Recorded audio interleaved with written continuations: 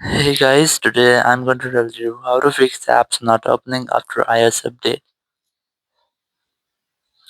If you're using an iPhone or any iPad and you're facing the issue that your apps are not opening after updating your iOS, so let's see some possible fixes for this. So the very first, you just have to make sure that you have a stable and the strongest network connection.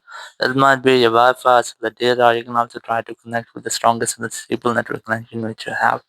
Then open your settings app here, and here go to general, go to VPN device management, and you have to make sure that your VPN is not connected. If you're connected to any kind of VPN, just try to disconnect with that. After disconnecting your VPN, you have to simply go back from here and go to software update, and you just have to make sure that you haven't any pending software update, because sometimes it might be that your software is not completely updated, or you might get any error with your current software update, so it can be fixed by upcoming software update.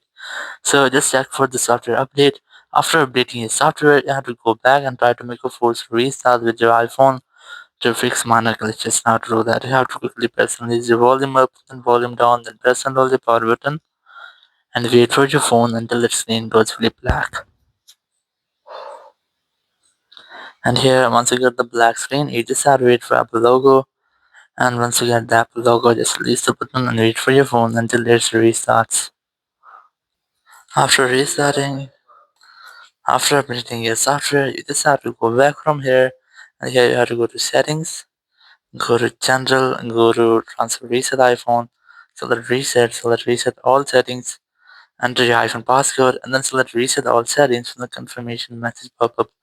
It will reset all over your iPhone settings. If there will be any issue with your iPhone setting, it will be fixed in this step and you will not get the issue again. But if you're still facing the same issues, there's the only way. You just have to downgrade your iOS version again to use your iPhone smoothly. Sometimes it might be that your iPhone is not compatible with the latest iOS version, so you might get these errors.